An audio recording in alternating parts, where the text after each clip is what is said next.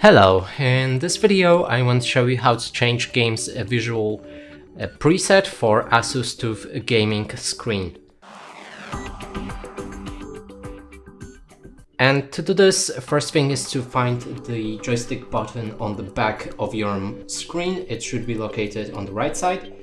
Then click on that joystick. Here you can see the menu. Click on it to open this settings. And first option is game visual, and right here you can pick whichever mode that you like. So there's, for example, racing and any other settings.